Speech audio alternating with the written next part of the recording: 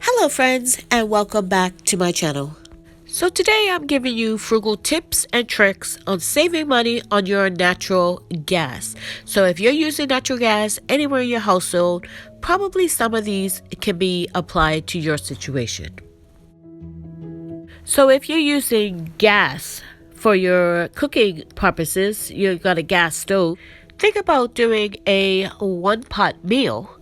And this can be done on the stovetop, or even think about doing a sheet pan meal. This can be done in the oven.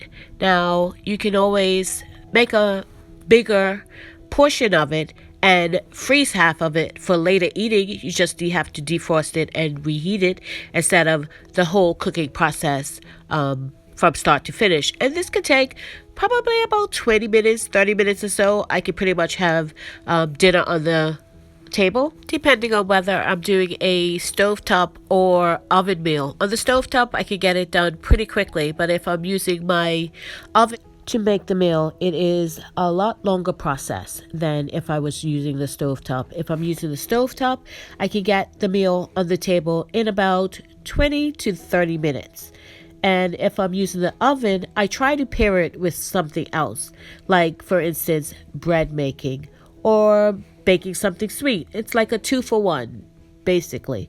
And these things freeze beautifully. If you do a big bulk of cooking, you can freeze half of it for later eating. If you do a big batch of, say, rolls or gingerbread or cookies or whatever, they freeze beautifully as well. So you can freeze half of it for later eating. Easy to defrost, easy to reheat. This will save you a lot on gas.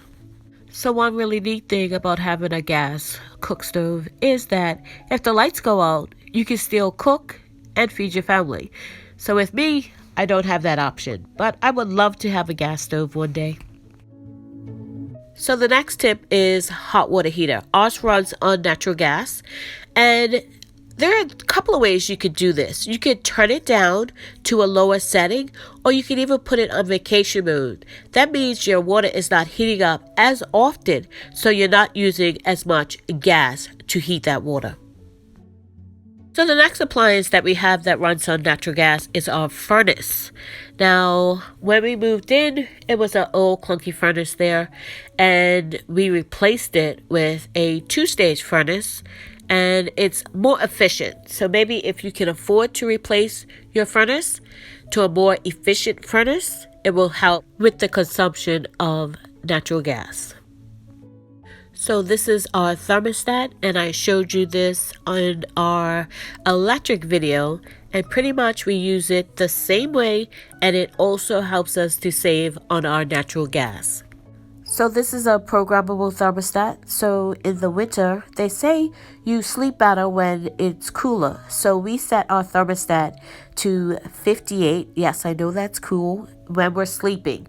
And everybody is nice and toasty warm with warm pajamas, those little footy pajamas or socks or whatever in the wintertime when they sleep. So we don't feel we need to heat up that high, and when we're sleeping, we get a better night's rest with cooler temps. So set your thermostat maybe 1 or 2 degrees lower if you can stand to, and that will help on not only electric, but natural gas or whatever you're heating your home with. In our case, it's natural gas. And in the summertime, if you can set your thermostat 1 to 2 degrees higher, not being as cold, then that will save on your natural gas as well. Because even though you have an AC unit outside, to my understanding, once it pushes the cold air through the furnace is actually what is carrying it through the rest of the house. So you're using electric and gas, in my case, to cool the house. So we have another option for that. So since we no longer have a central AC unit, and we chose not to replace the one that was there when we did the walkthrough the day before closing, we actually use fresh air. We open up our windows and our blinds and our curtains and get a cross breeze. Now, if the situation may be that one day it might not be a cross breeze, even though our house stays fairly cool, we use ceiling fans. Now, we can use the ceiling fan or a stationary oscillating fan or even a desk fan we found works really great for us. And my mother always said, the fan cools the person, not the room. So we have a washer, but we don't have a dryer. We line dry all of our clothes. So that is going to save you a lot on natural gas if you have a natural gas dryer. And with us, we're doing about 4 or so loads every week. So that would be a lot of natural gas that we would be using up if we didn't line dry our clothes. And we also use this little accordion drying rack as well. For some of the smaller items, and then when the weather is nice out, we actually have an outside line that we use as well. So my next tip or trick for you is installing door sweeps. Now I know they're not the prettiest, but they do work. I have this one on my basement door, and on my front door, the door came with a door sweep, so it stops the draft from coming in. And you have all different types of door sweeps. They really work, especially in the wintertime. Plugging up drafty windows. Now this is an easy fix to help you summer and wintertime. Stops the cold from coming in the winter, and it stops the heat from coming in the summer, and it can reduce your natural gas bill quite considerably. Now another thing that can help with drafty windows are these window kits. Now I've used these in the past, and I like these as opposed to say that just that foam that I showed you just now. It helps with insulation. Now if you put this on and just before you close it up, if you put your hand on the actual window and then on the other side of this, it's kind of thin, it's not really that thick of a film, but you can tell the difference from just the plain window and this light film that's over the top of it. It's a noticeable difference, and that's why I did these, or I still do these in the wintertime.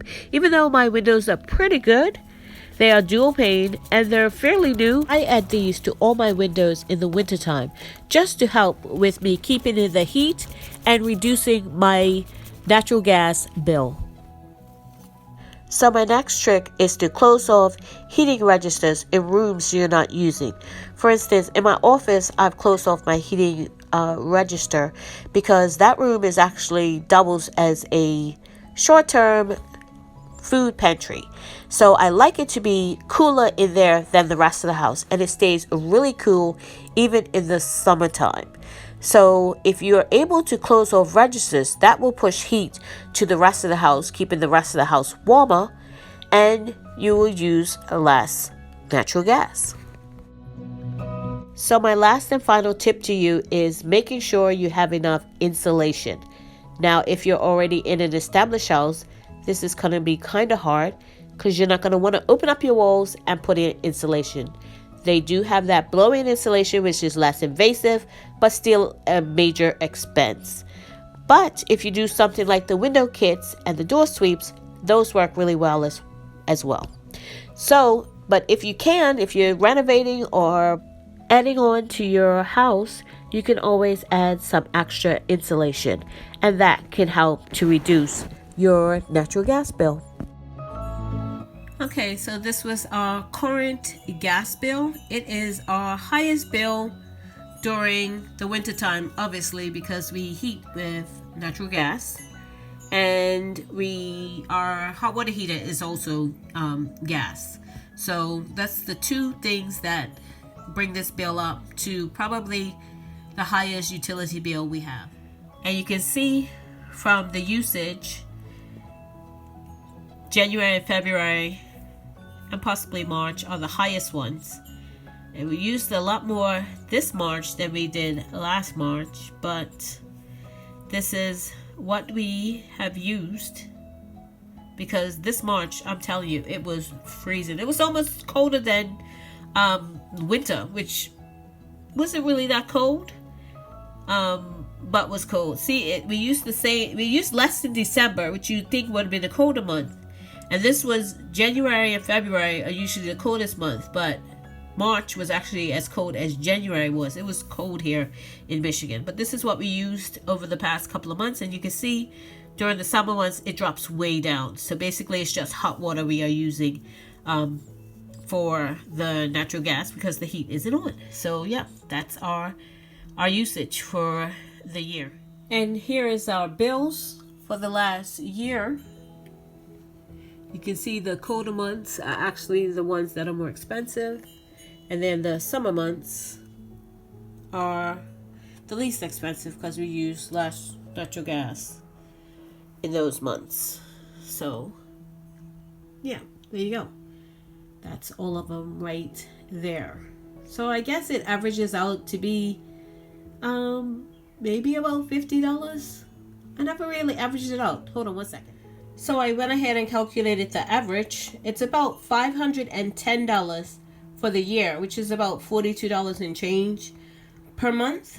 I wish I could get my family, all of them, to definitely do the things that I made a note of earlier. We do a lot of them. Sometimes they forget, but if they were to do it more consistently, then we would have lower utilities. I try to drum it in the head, but it doesn't always work, especially with the smaller ones. But anyway, this is our electric bill for our gas bill. Poor me.